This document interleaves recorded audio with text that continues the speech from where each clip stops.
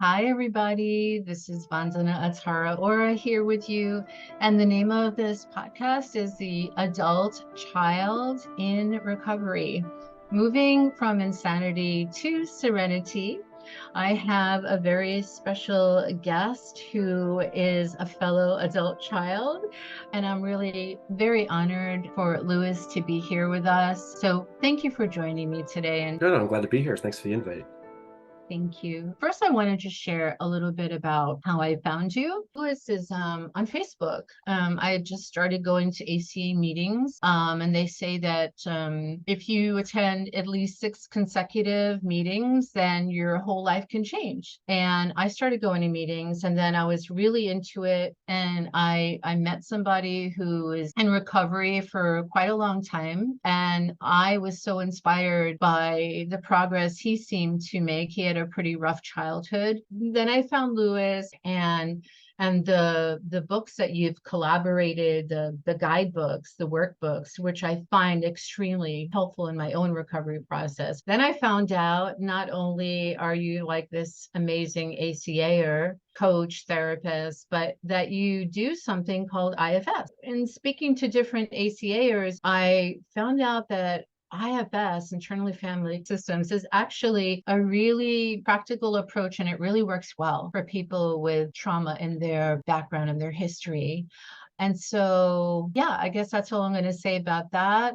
And as far as, what's an adult child, what do you say about that? Well, that's a good place to start, I think. What is an adult child? What is IFS? What's childhood trauma? So, adult child, people might think of it in terms of having had adverse childhood experiences or situations in childhood that we might say were less than ideal: abuse, neglect, family incarceration, mental health issues, addictions issues. The CDC and Kaiser Permanente did a study that started in the 90s about adverse childhood experiences, or ACEs. But basically, they looked at 10 of these sort of situations, some of which I just listed: abuse, neglect, incarceration, these things. And they started surveying people to find out what was going on earlier in your life and is there any sort of tie to this. And what they found is with each added adverse childhood experience that someone has, it translates into adverse outcomes in adulthood. And so it's not just what you might imagine: mental health issues, depression, anxiety, and what you Right. might also guess addictions and compulsions, but even just physical health issues. I mean, you're more likely to get cancer, you're more likely to have diabetes. So each one of these adverse experiences that you experience in childhood, it increases the likelihood that you're going to have trouble in a number of different ways as an adult. And so you can think of adult children as people who had adverse childhood experiences. But the way I think I've come to understand it is that in a sense, it's almost living an adult life, but feeling like you never kind of grew up. Like I sort of never really got the tools that I needed. I feel kind of young sometimes, kind of naive, kind of like a Vulnerable. vulnerable, kind of maybe just sort of fake it till you make it. Like I don't really know what being an adult is. I never really felt like one. That's sort of Hmm. living an adult life from a younger human being's perspective. And you had mentioned that ACA, Adult Children of Alcoholics and Dysfunctional Families, a 12-step recovery program focused on trauma recovery, has a list of 14 characteristics. If you identify with a few of these at least, then you might find something in the program that resonates with you. So it sounded like you were wanting to introduce folks to those 14 traits. When we talk about adult children, these are some of the things that we're talking about. I'll get to reading the 14 traits and see if whoever's listening to this can relate if you see yourself in any of these traits. So these are characteristics we seem to have in common due to being brought up in either an alcoholic or otherwise dysfunctional household. So my parents didn't drink alcohol. I mean, I wasn't exposed until I met my former husband, who was an alcoholic. I wasn't exposed to that, but I was exposed to a lot of insanity, which probably feels similar. Number one, we become isolated and afraid of people and authority figures. Number two, we became approval seekers and lost our identity in the process. Number three, we're frightened by angry people and any personal criticism. Number four, we either become alcoholics, marry them, or both, or find another compulsive personality like workaholic to fulfill our sick abandonment needs. We live life from the viewpoint of victims, and we're attracted by that weakness in our love and friendship relationships. 6, we have an overdeveloped sense of responsibility, and it's easier for us to be concerned with others rather than ourselves. And this enables us to not have to look at our own faults. Number 7, we get guilt feelings when we stand up for ourselves instead of giving in to others. 8, we became addicted to excitement. 9, we confuse love and pity, and we tend to love people we can pity and or rescue. Number 10, we have stuffed our feelings from our traumatic childhoods, and we've lost the ability to feel or express our feelings because it hurts so much. It's called denial. Number 11, we judge ourselves harshly. We have a very low sense of self-esteem.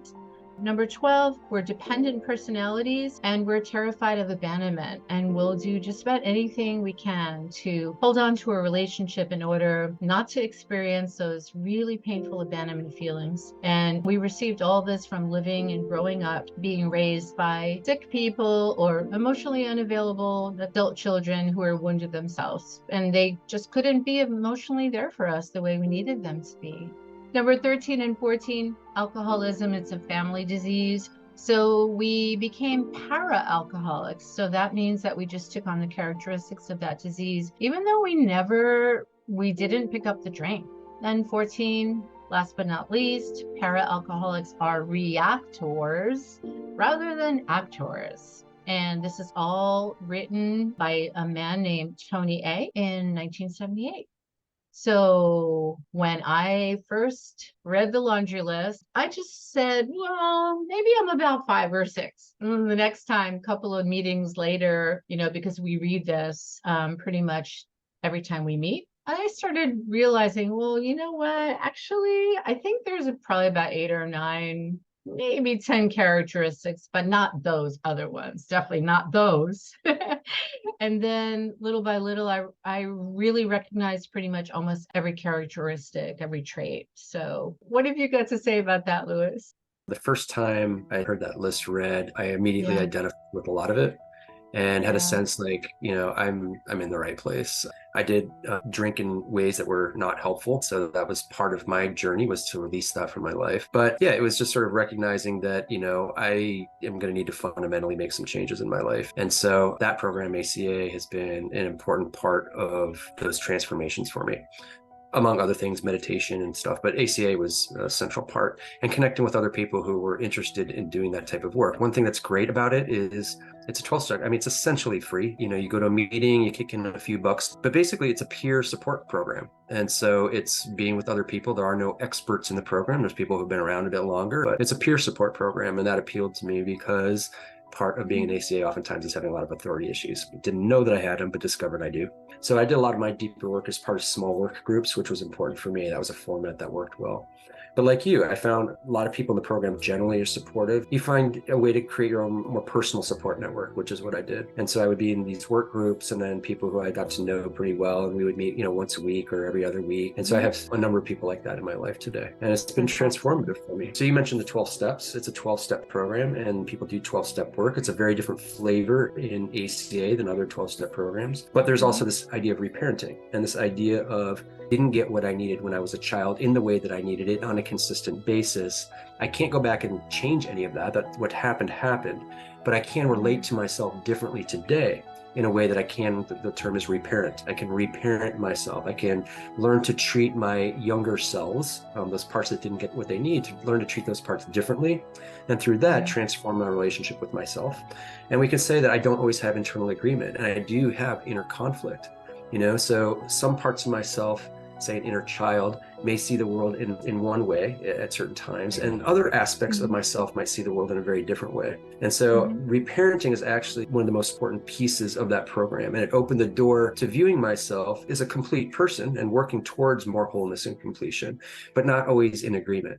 And it's a framework for working within myself to sort of look at these areas of disagreement, which can be intense at times, and to be able to have a language to understand that, and then a language to connect with other people who are doing the same thing. So that's my foundation of that introduction to what we call multiplicity, which I later then found in the internal family systems model, which is a contemporary therapeutic model. It's a parts modality where I don't always have internal agreement, and I can do some inner work to bring more harmony into my life. Yeah. And and I love that you integrate different types of healing systems and modalities like mindfulness meditation, the internal family systems model, and then ACA. And I see that just like with an external family, like if we come from a family that's totally dysfunctional, sort of like disconnection and disagreements, and there's not like that supportive, safe family system, that we actually internalize all the players that we were exposed to, our first caregivers growing up. And that can create a lot of internal chaos. When I was involved in this development of the Loving Parent Guidebook, one of the things that we looked at was contemporary healing modalities. And we really pulled from IFS, we pulled from nonviolent communication, a number of different things.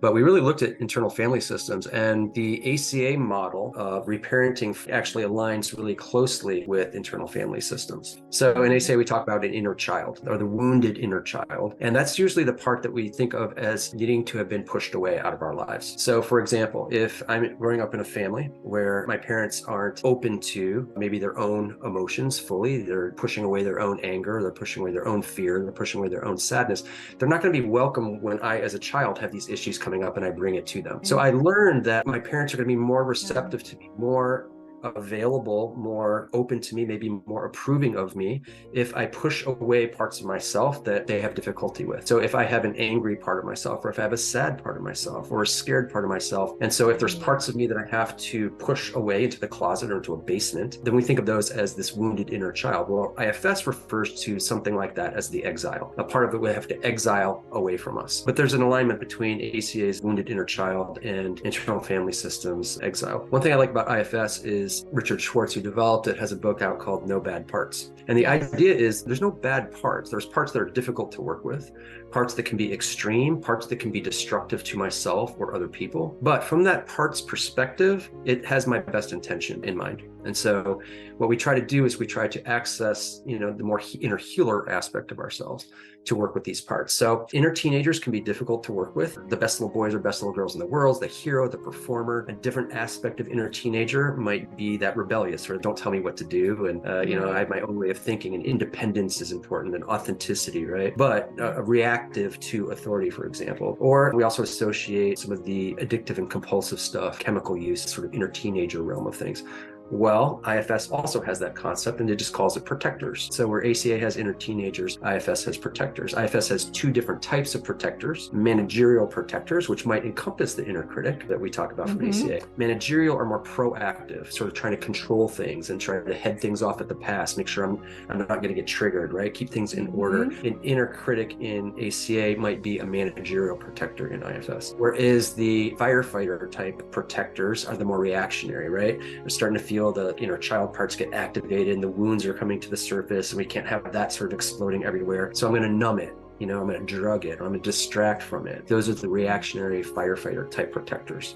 And then this idea in ACA of this inner loving parent. And usually it's talked about as having a connection to something bigger than us, but it's an aspect of us that we want to take the lead in our life. That this can be a part that can give that wounded inner child what he or she or they didn't get when they needed it, right? When we were young. And this is where the reparenting comes in. It takes the lead in this reparenting process. Well, IFS has this idea of what they call self, just self with a capital S, self. In IFS, though, they differentiate. They say this inner healer's self isn't actually a part. It's the truth of who we are. It's our consciousness. It's a place of calm and security and connectedness.